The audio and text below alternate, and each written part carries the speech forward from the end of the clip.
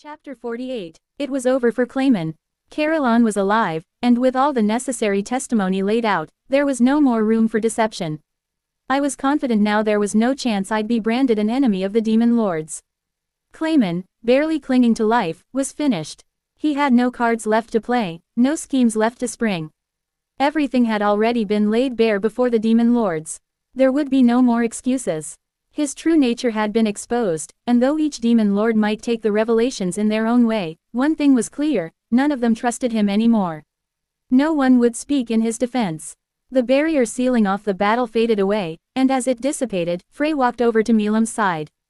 I believed you were still of sound mind, Milam, but I truly had my doubts at times. And yet, you kept our promise. I appreciate that. Wah ha ha ha ha. Of course I did. We're friends, aren't we? Besides, you've been looking after it for me, right? Did you bring it? Yes, this is what you meant, right? Honestly, I have to say, withstanding the orb of domination like that was nothing short of incredible.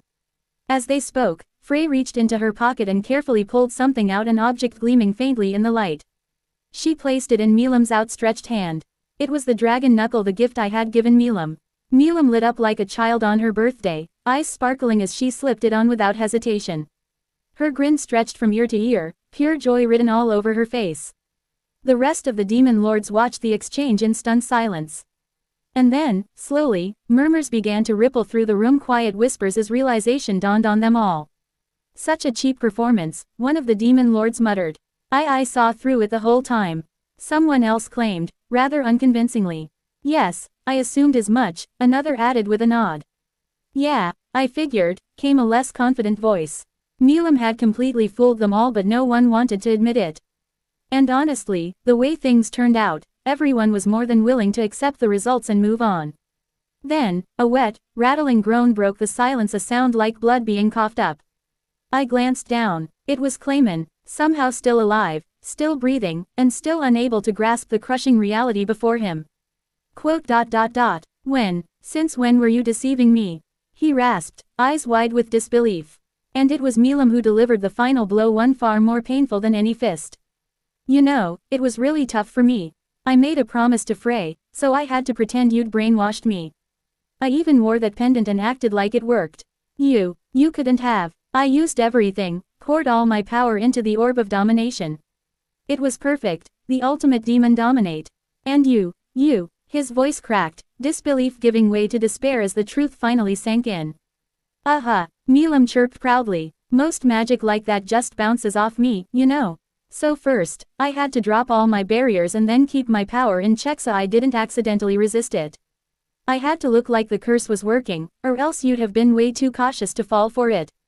It was hard work. What? Clayman's voice trembled. You accepted it on purpose. My most valuable artifact, my secret masterpiece, the power to control Demon Lords. Oh, that's what it was. Milam tilted her head, smirking. Well, too bad. You could never control me. She puffed out her chest in triumph, looking beyond pleased with herself. Yeah, really, I muttered, my voice sharper than I intended. You weren't being controlled at all, not even when you shattered my sword. Milam flinched. Her proud grin froze for a second, and she looked at me with wide eyes. Wah hey, we already talked about that. I know, I snapped, crossing my arms. But that is my precious sword. Milam's proud posture deflated just a little, and she looked away, scratching her cheek awkwardly. I said I was sorry, didn't I? Besides, I had to make it look real. You totally bought it, didn't you? That's not the point, I said, glaring at her. You could have aimed for my shoulder or something. That sword is a custom piece. Milam looked genuinely sheepish now. Ooh, I really am sorry, okay. Her voice dropped, and she tugged lightly at the hem of her cape, like a child being scolded. For a moment, I almost felt bad. Almost. Just don't do it again, I sighed, turning away. Next time, fake it with someone else's sword. Milam perked up a little. Hee, got it, I'll break guys next time. From across the room, Guy Crimson raised an eyebrow. Try it, he said coldly. Milam froze. Maybe not. Frey just gave a small shrug. Still, she said, her voice calm but laced with a hint of tension, when Clayman punched you, I almost lost my composure. If you had decided to fight back right then, you would have reduced my entire domain to rubble. So, good job holding back. I'll give you that much. That was an interesting revelation. So that wasn't the first time Clayman had gotten violent with her. What a maniac. Was he trying to get himself killed? Milam chirped, placing her hands on her hips. I'm all grown up now, you know. I can handle stuff like that. That declaration only proved how not grown up she still was. Her obsession with being seen as mature just highlighted the opposite. Oh, is that so? Frey raised an eyebrow, clearly not convinced. You say that, but, do you really think you endured all of that just because of our promise? Milam blinked, caught off guard. Quote. Well, that's fine, Frey added, her tone softening slightly. But there had to be something more, right? What did you really want? Well, you know, Milam said with a grin, I remember Clayman babbling about some weird stuff a while back.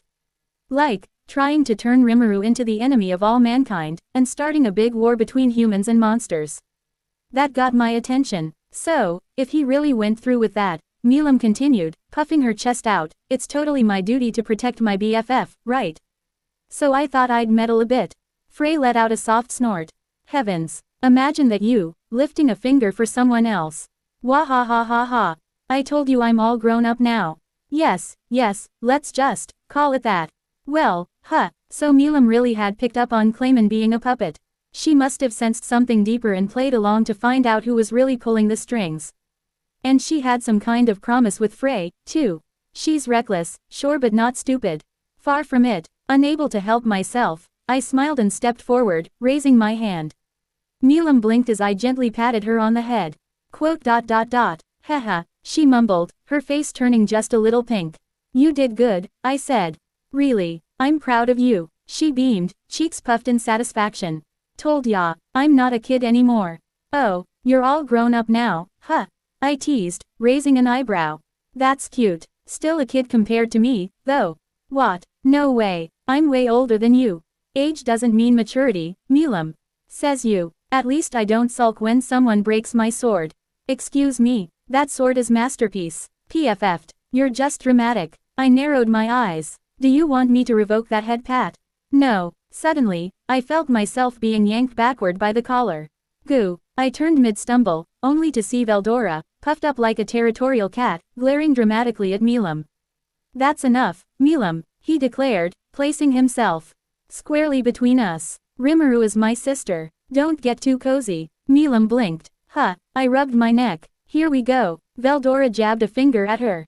She's already acknowledged me, you know.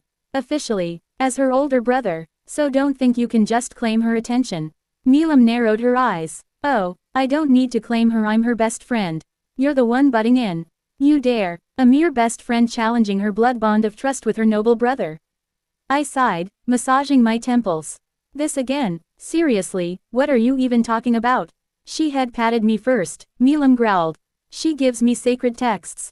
Which contains ancient wisdom, Veldora countered. She sleeps next to me during naps. I was sealed inside her soul for over a year. Beat that. Quote. You two done yet? I asked flatly, folding my arms. They both turned to me with identical sparkly eyes, tugging on my arms like overly enthusiastic puppies. Rimuru, pick me. Rimuru, say I'm your favorite. I winced, caught in the middle of their tug of war. This was quickly getting out of hand. With no escape in sight, I turned to the one person who could save me and gave a desperate, pleading glance. Ren, standing off to the side like an ominous statue, took a quiet breath and began walking toward us. Her smile was calm, too calm. Lord Veldora, she said sweetly, far too sweetly, if you continue this behavior, Lady Seal will be most displeased. Veldora froze. His grip released instantly as if burned, and without a word, he slipped behind me, using me as a human shield. You understood. I shall behave. Please do not inform Seal. Then Ren turned to Milam. And Lady Milam, she said, her tone still gentle but with a glint in her eyes that could probably stop a rampaging wyvern, if you continue to trouble my lady, I'm afraid I will have no choice but to ban you from visiting Tempest. Eep, Milam yelped, immediately ducking behind me on the other side. Why you wouldn't dare. Are you sure? Ren said coolly. Now with both of them clinging to me for protection, I let out a sigh. Seriously, I'm the demon lord here, right? Right. Behind me, I heard them whispering to each other. She's scary, Milam muttered. Veldora nodded solemnly. As scary as Seal, and my sisters. I don't wanna get banned, Milam whispered. What do? We stay behind Rimuru. It's the safest place, Veldora whispered back. I sighed again, staring up at the ceiling. They are way older than me. But still acts like little kids. After a moment, with both Veldora and Milam finally calmed down and Ren having returned to make some refreshments with that unnerving grace of hers, the room started settling back into something resembling order. That's when Caroline strode up, arms crossed, his smile a little too forced to be friendly.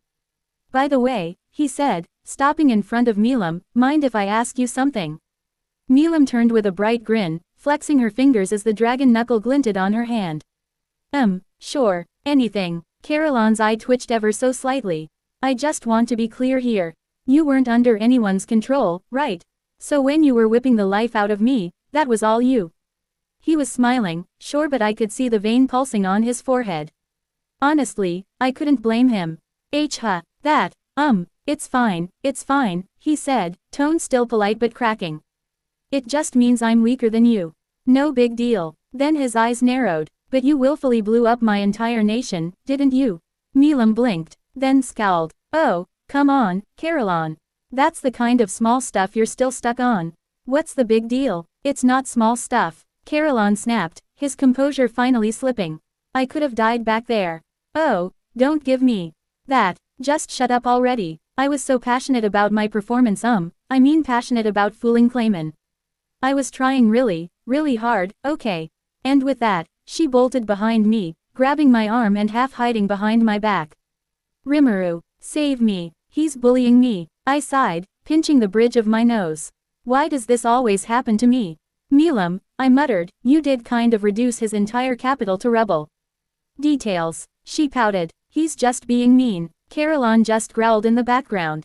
I could already tell this was going to take a lot of paperwork to smooth over. I was starting to feel a little bad for Caroline. Watching those tears well up in his rugged, battle-hardened eyes, yeah, it hit me right in the heart. Milam had flattened his entire nation, and now he had to stand here and smile through it. Honestly, I knew how he felt. She broke my sword too. Maybe that made us kindred spirits in some tragic way. Now, Caroline, I said gently. Your lycanthropiers and the rest of your people are all safe and they fought like hell for your sake. For your revenge. That has to count for something, right? He blinked, sniffling once and clearing his throat. Ah, Rimuru, thanks for the thought. Yeah, so don't worry about it too much. Besides, I gave him a small grin. You can always build another town. Actually, I already had our guys round up Clayman's surviving magic born, they're all yours now. Use them however you like. Free labor. His ears twitched. Wait, are you serious? Yep, I nodded. You'll also get technical support from Tempest blueprints, infrastructure, engineers, whatever you need. We even captured Clayman's army so we can use them as laborers. So let's build something even better. A happier, stronger Eurazania. His eyes widened. You'd really go that far for us? I shrugged. Of course. You're our ally now, right? Not to mention, Clayman left behind more than enough hidden funds and stashes to fuel a full recovery effort. It was practically free real estate. And considering our growing trade routes and political network, having Caroline owe me a favor down the line. That was a strategic jackpot. And who knows, if I could win over more beastmen along the way, it might open a whole new door of cultural exchange. Food, commerce, maybe even a few new friends.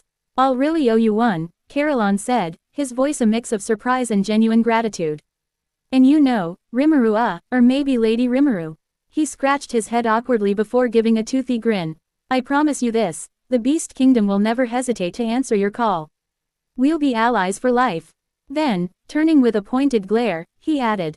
And I really wish you'd at least pretend to regret this a little more. Milam blinked. What did I do? She was already back to her usual self, grinning, bouncing on her heels, totally unbothered. As far as she was concerned, if Caroline and I were fine, everything was fine. Typical Milam, always looking out for number one. But honestly, I didn't mind. Caroline looked like he could breathe again, and Milam's carefree nature was part of what made her, well, her. I noticed a few of the other demon lords watching closely. My promises must have surprised more than just Caroline. Then, from the back of the room, a smooth voice cut through the murmurs. So that's what it was, came Guy Crimson, arms crossed, red hair falling over one eye as he smirked. I thought sparing those magic-born was a sign of weakness, but now I see. You're not weak, you're clever. He chuckled, amused, hardly surprising that Noir's taken a liking to you. Great, now even Guy was paying closer attention. Noir, I blinked. Who's that supposed to be? Then, in the cool voice I'd come to know so well, Seal spoke gently in my mind. That would be Diablo, Master. His original name is Noir. He is one of the primordial demons, much like Guy Crimson. Primordial. I was just about to ask what that meant when something flickered in my peripheral vision. Among the demon lords gathered, I was probably the first to notice it. My focus had never left Clayman. I didn't trust him, not even in defeat. So I kept my eyes on him the entire time. And then I saw it. Sheehan, get back, I barked. Without hesitation, she obeyed, instantly leaping back to my side. Not even a second later, the spot she'd been standing on was swallowed by a violent surge of magicals, an eruption of raw energy bursting out from Clayman's broken form. The air twisted, the floor cracked, the storm of energy grew denser by the second, ripping through the chamber like a beast awakening. Had I called out even a moment later, Sheehan would have been caught right in the center of it. Looks like it's really happening, I muttered. Lady Rimuru, what is? Sheehan asked, tense, but watching me closely. She seemed to relax just a little when she saw how calm I was. Probably thought there was no reason to panic if I wasn't. And technically, there wasn't. I mean, I wasn't panicking. Boot, Clayman's awakened, I said. Just as planned, just as planned. Well, great, she said with a relieved smile. I was glad she trusted me so much. Really, I was. But me, I wasn't quite so convinced. This was CL's plan, yes, but are we really okay with this? Because if we mess this up, it's gonna stop being funny real fast. When I first looked at Clayman earlier, I'd noticed something strange, rifts in the air surrounding him, like threads of hatred sewn into the very fabric of his being.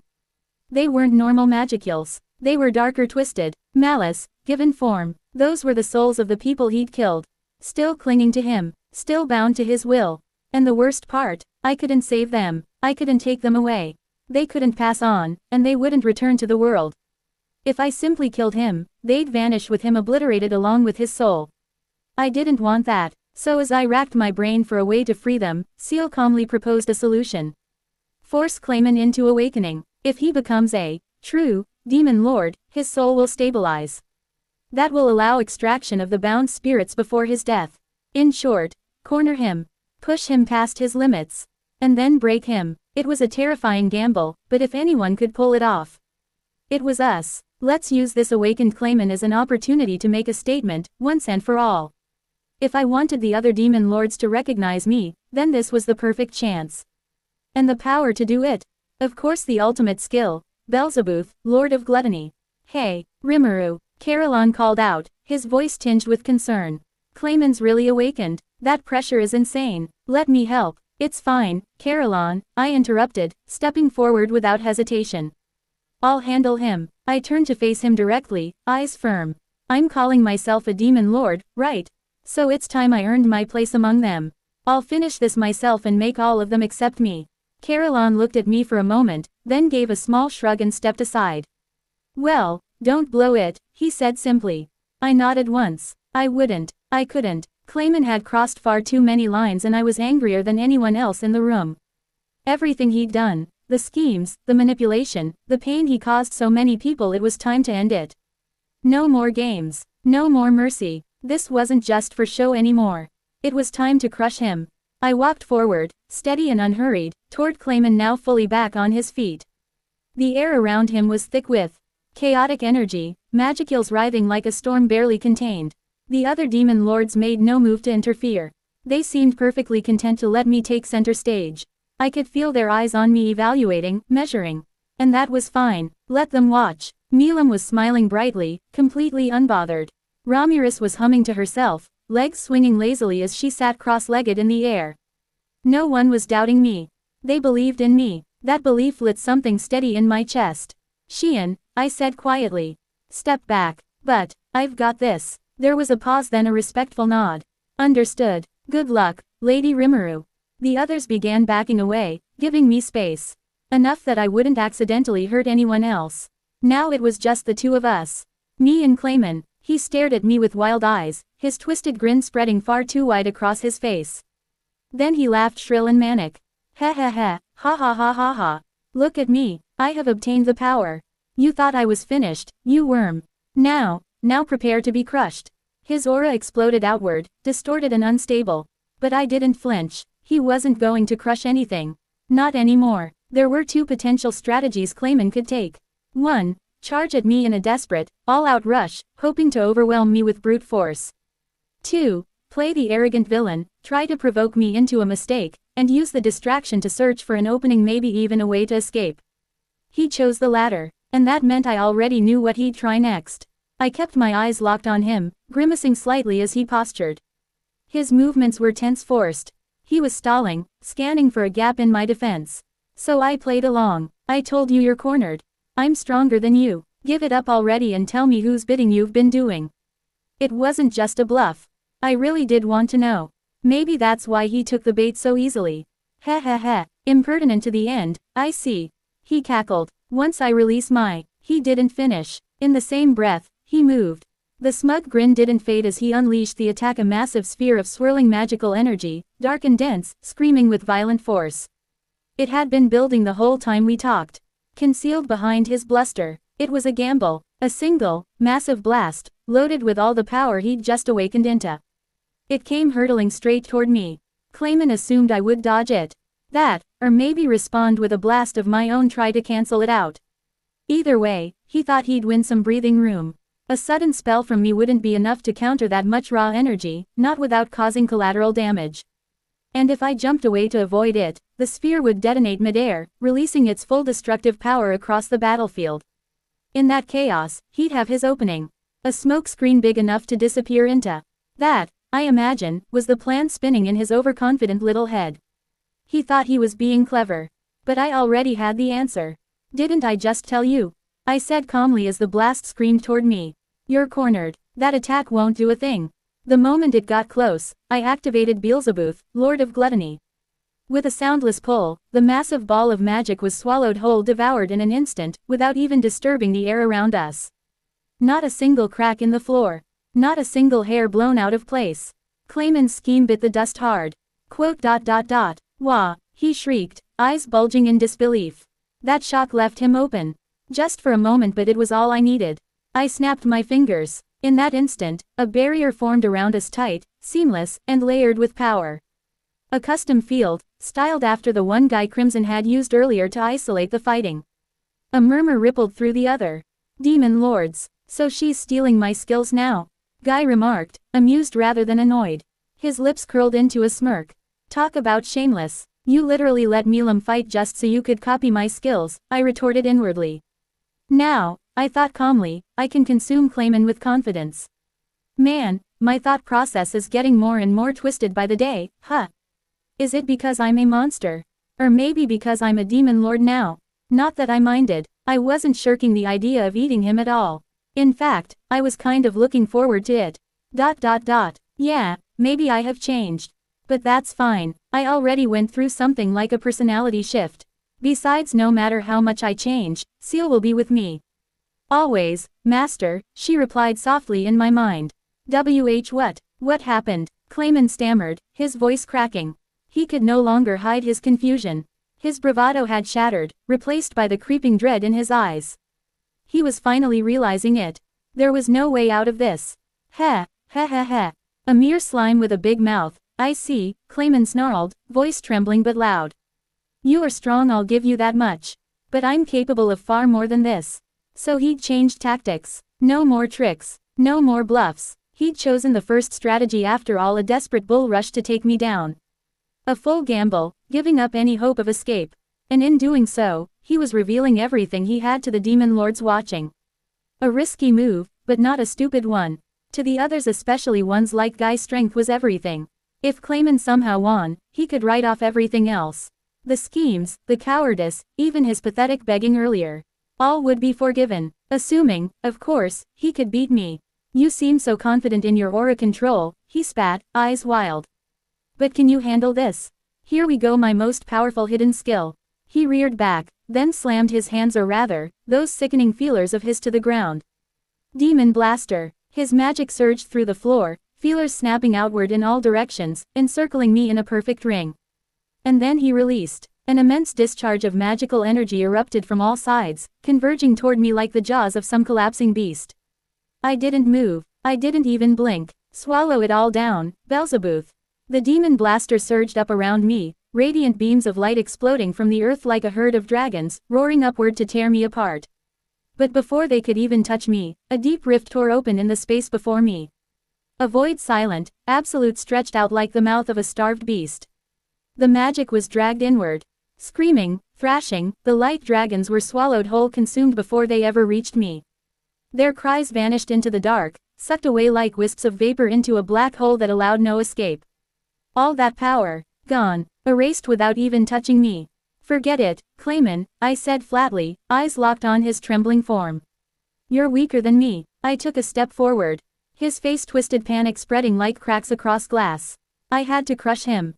Break his will. Terrify him enough that he'd finally let something slip. Some name, some clue, anything about the one pulling his strings. And terror was the most direct path to truth. And no, that's not possible, that was my secret weapon. Secret or not, it didn't matter. Projectiles just didn't work on me. If he had any sense, he'd try for a direct hit, something clever. Something unpredictable, but he wasn't thinking anymore.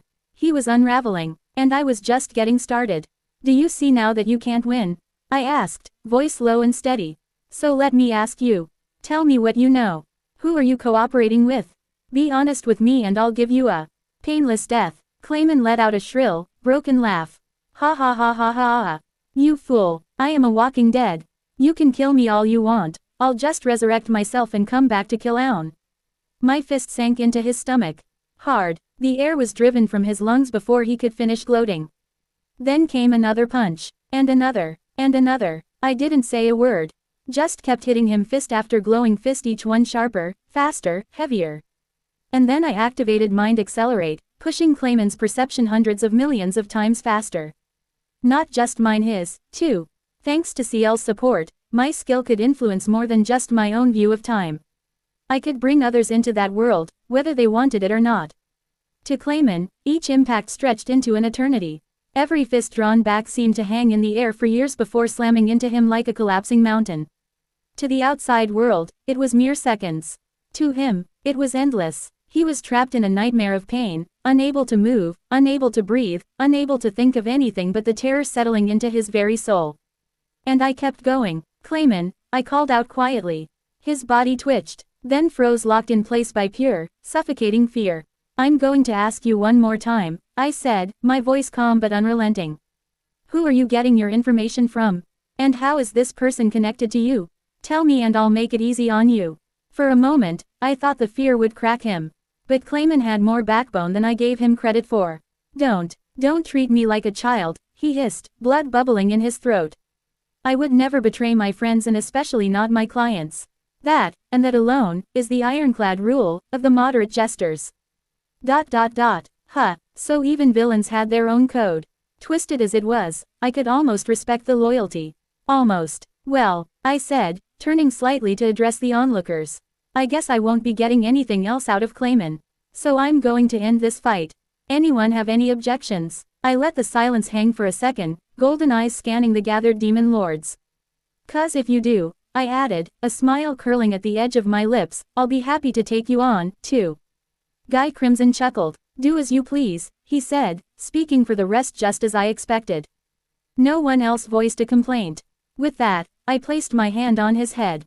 I'd been willing to make it quick, maybe even painless, if he'd just given me something. A name, a clue, anything about the one pulling his strings.